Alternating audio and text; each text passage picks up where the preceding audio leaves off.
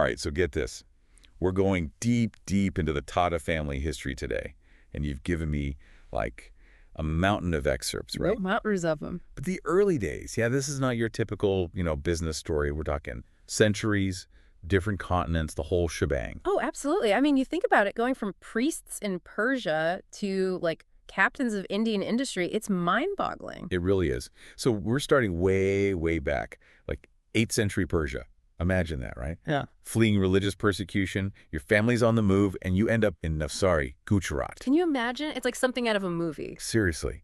And for generations, the Tatas, they're priests. That's their life, their identity. Totally. Ingrained in that tradition. And then comes Nusarwanji Tata, changes the game, decides, you know what, I'm diving into the world of business. Bold move. It was a turning point, no doubt.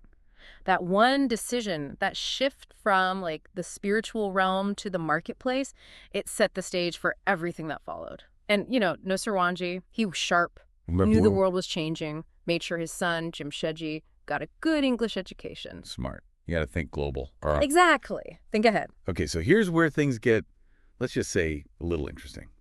The Tatas' early success. It's tied to a trade that's, well, let's be honest, tough to reconcile today. Opium. It's true. The opium trade, it was their entry point into, like, the big leagues of global commerce. You got to remember, this is the era of the British East India Company, right? They're calling the shots on trade routes. And China.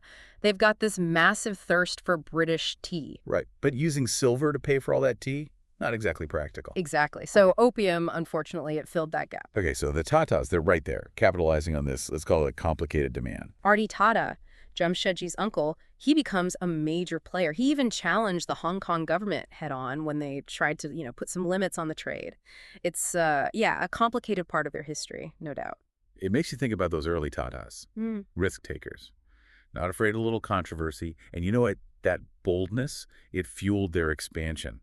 And get this, a war across the world, the American Civil War, ends up impacting their business too. The butterfly effect, right?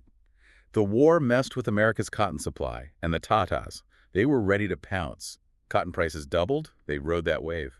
Smart cookies, but what goes up? Must come down. The war ends, boom, sudden bust. Talk about adapting on the fly. And that brings us to Jamsetji. He steps into the spotlight. This is his time. And remember how his father made sure he learned English? It paid off. Jamsetji goes to England, sees the power of industry firsthand. He comes back a changed man. Manufacturing, he decides. That's the future for India.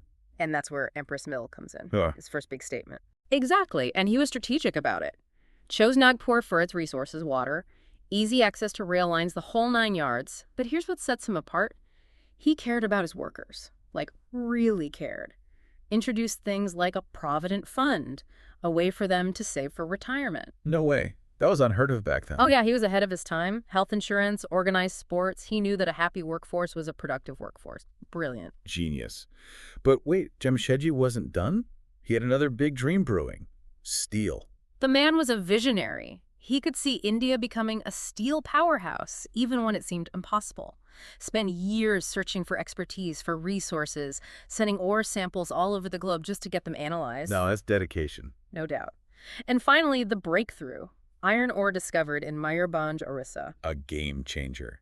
The stage was set for India's industrial revolution. You got it. Sadly, though, Jamsetji, he didn't live to see his steel dream come true. But his son, Dorabji, he picks up the mantle. And that's where we pick up in part 2.